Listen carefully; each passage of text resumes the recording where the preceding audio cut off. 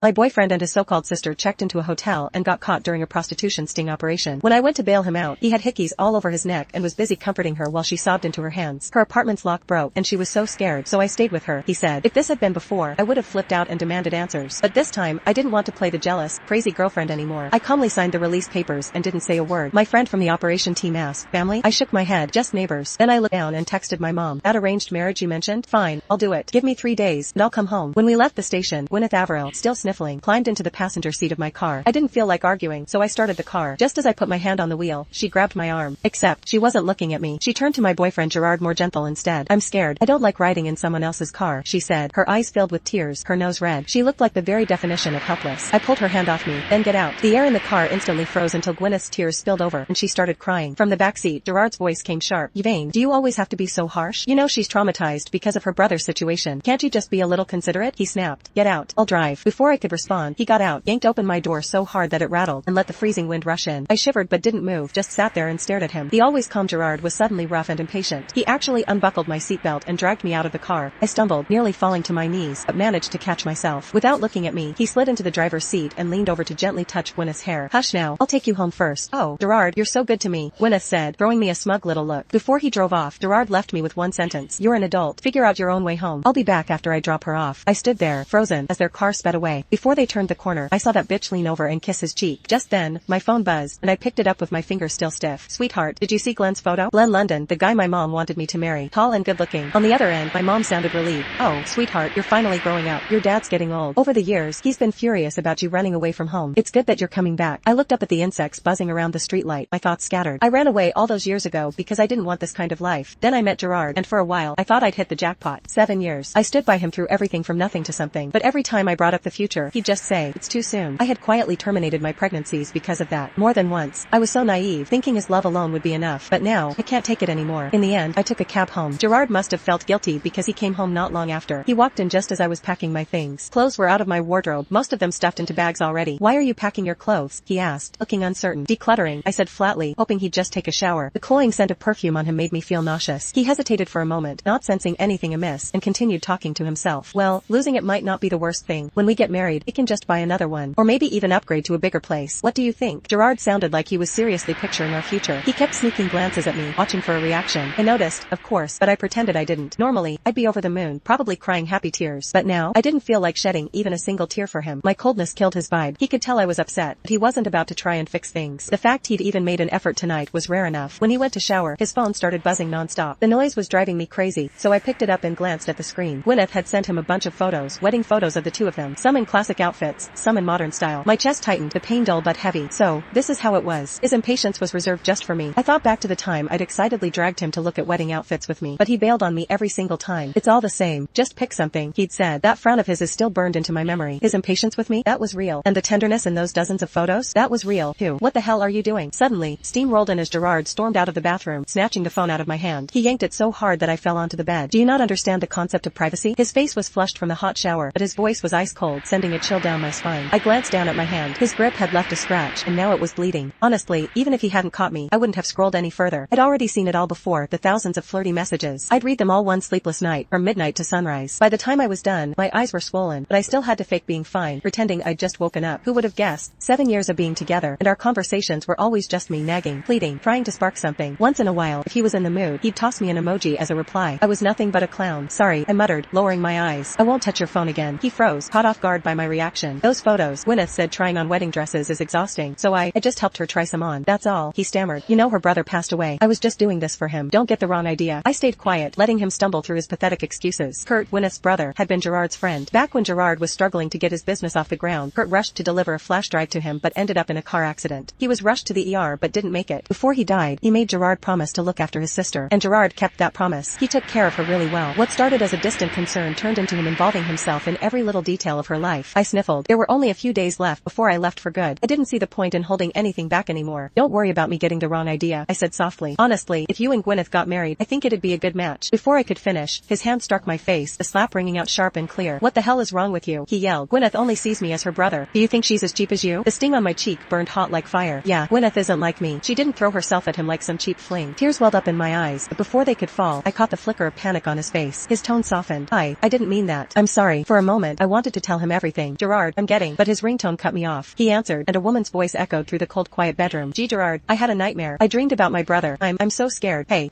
it's okay. I'm on my way now. Gerard's voice was anxious as he threw on some clothes he could find, ready to leave. Just as he reached the door, he paused like he'd remembered something. What were you about to say earlier? But I'd already tucked my emotions away. Nothing. We'll talk when you're back. The next morning, I woke up to an empty bed, his side untouched. With just a few days left before I was planning to leave, I went ahead and quit my job. Most of the clothes I packed last night were meant for donation anyway. I carried the bags outside to meet the delivery guy, but the noise across the hall stopped me in my tracks. The place was buzzing with workers hauling in brand new furniture. Even in the crowd, my eyes landed on Gerard instantly. He had his arm around Gwyneth's shoulder, directing the workers as they arranged the furniture. That attention to detail? Classic Gerard. When we moved in together, he did the same, took time off work to oversee everything personally. Home should feel just right, he'd said back then, but now, the home we shared barely had any trace of him left. Miss? Hey, miss, your shipping code? The delivery guy's voice snapped me out of it. The noise must have caught their attention too, because before I knew it, as soon as the delivery guy left, Gwyneth came bouncing out. Hey, she began. I've been having too many nightmares, so Gerard bought this place for me. We're neighbors now. She leaned in close, playing up the wide-eyed, innocent act. Her exaggerated blinking was almost comical, but I couldn't bring myself to like her, no matter how hard I tried. I turned to leave, but before I could get far, she suddenly stumbled backward, as if some invisible force had shoved her. She crashed into a worker moving a cabinet and hit the edge with her lower back. Her cry of pain was laced with tears, and Gerard came rushing out at the sound. He immediately pulled her up, his hands gently massaging the spot where she'd hit. Concern poured out of him in waves. Yvain, can you stop acting like a jealous little girl? His disbelief stung almost as much as his words. Gwyneth looked pale and started waving her hands weakly. Gerard, don't be mad at her. This is my fault, she said. I shouldn't have moved in and caused trouble. I'm just not supposed to be here. Don't say that, Gerard replied. You're my sister. A headache pounded at my temples. Watching their little family bond unfold for the 100th time was nauseating. Before I could close my door, Gerard blocked it with his hand. Yvain, apologize to Gwyneth. I couldn't hold back anymore. Why the hell should I apologize for something I didn't do? You've done worse plenty of times. He shot back. I let out a bitter laugh. He always believed what he wanted to believe. Gwyneth, meanwhile, shook her head like a martyr. Please don't fight because of me. I'm sorry. It's my fault I didn't stand properly. Gerard held her hand and glared at me like I was the villain. I can't believe I never saw you for what you are, he said. So petty, so vicious, you can't tolerate even the smallest things. His words cut deeper like a knife than I'd like to admit, but I still didn't apologize. Gwyneth kept whining about the pain, so Gerard scooped her up and carried her downstairs. Watching his back as he walked away, I suddenly remembered I had to visit the hospital myself. My sleep had been a mess for ages. I couldn't even pinpoint when the insomnia started. After going through bottles of melatonin, I finally decided to get some actual help. The hospital wasn't too crowded today, and I got my prescription quickly. But on my way out, I saw them again. It wasn't surprising. Really, this was the closest hospital to our place. Gwyneth was in Gerard's arms, cradled like a princess, while he carried her meds in one hand. People couldn't help but stare as they passed, envy written all over their faces. Look at her boyfriend, I heard a pregnant woman say, elbowing her own man. Gwyneth looked shy, but Gerard didn't seem to care. We bumped into each other right at the elevator. I didn't say much, but Gwyneth started fidgeting in his arms. Her face was bright red. Gerard, put me down already. Gerard frowned. You're hurt. Stop moving. Then, out of nowhere, he turned to me. What are you doing here? Are you sick? I held up the bottle of medicine in my hand. Just some insomnia. He paused like he was thinking. I'll have my assistant pick up some lavender. Put it in the bedroom. It might help. He was about to say something else, but the girl in his arms cut him off. Gwyneth let out a soft whimper like a kitten. The elevator kept going down until suddenly, there was a loud bang, and it came to a dead stop. The lights went out. In the pitch black, I crouched down. My whole body started shaking. I'm terrified of the dark. Gerard didn't forget. He called out to me. Yvain, are you okay? I choked out a shaky reply. Gwyneth, get down for a second, he said. Yvain's scared of the dark, but Gwyneth started sniffling softly in the corner. But I'm scared too. Gerard, don't let me down. Gerard didn't say anything to me after that. His attention was all on her, soothing her in that gentle voice of his. Meanwhile, my palms were clammy, and my body wouldn't stop shaking. This wasn't the first time. Years ago, Gerard and I had been stuck in an elevator together. The lights had gone out, and we were stuck between floors. I was so scared I couldn't even cry, just shook and broke into a cold sweat. Back then, Gerard had held me. He's a neat freak and hates any kind of mess, but that day, he hugged me so gently. No complaints, no disgust, just like how he was now, comforting Gwyneth. Gee Gerard, I whispered. The darkness made me feel fragile. Tears slipped down my cheeks. I found myself craving the warmth of his arms again, but then he shattered that small, stupid hope. He replied, Gwyneth's hurt. I didn't say another word, just buried my head in my arms and stayed quiet. After what felt like forever, the lights flickered back on, and the elevator started moving again. As soon as we hit the first floor, I staggered to my feet and rushed out. When I got home, I was still in a state of shock. Mom had sent me pictures of wedding dresses to pick from, but I couldn't focus on them. I just sat there, quietly watching the clock tick. I don't know how long it was before Gerard came back. He walked in with a bouquet of lavender and a bag of takeout. I opened it, a container of lobster bisque. Gerard had forgotten I was allergic to shellfish. He didn't even notice. He just muttered an apology. You haven't eaten yet, right? Eat this while it's hot. I opened the lid and drank every last spoonful. The hives broke out almost instantly, but I didn't care. Come back for dinner tomorrow, I said. It's your birthday. He froze, surprised, but then nodded quickly. I got up and went to take some antihistamines. Making a dish had never been my thing. The only thing I'm halfway decent at making is birthday spaghetti, but tonight, no matter what I did, it kept turning out wrong. I didn't want to waste it, so I forced myself to eat the failures. I kept an eye on the time. Once Gerard came home and had his birthday dinner, I'd leave, for good this time, but he never showed up. Instead, he called. Gwyneth burned her fingers while cooking. I need to take her to the hospital, he said. You go ahead and eat without me. His lies have always been terrible. My My main Facebook account couldn't see his updates anymore, but my alternate account? It showed everything, a photo of him and Gwyneth standing by a cake, streamers floating in the background and frozen midair, and two of them smiling and holding hands. Hello? Hello? Gerard's voice brought me back. He was still on the phone. I just let out a slow, shaky breath. It's okay. No rush. Then, from my alternate account, I liked his post. I tossed the spaghetti straight into the trash. Gerard doesn't love me anymore. Letting him go would probably make him happier anyway, so I dragged my suitcase out of the house. On the way, I put together all the evidence of Gwyneth and Gerard's years of flirting and posted it on my main Facebook account. Plenty of our mutual friends would see it. If I'm leaving, well, I'm not leaving quietly. Before the plane took off, I sent Gerard one last message. Happy birthday. Goodbye. I didn't even bother saying it was over. 7 years of being together with no commitment. There wasn't much to break up in the first place. Even the abortions didn't mean anything to him, just collateral damage in his mess of a life. Right before I turned my phone off, the calls started flooding in, and I accidentally picked up one.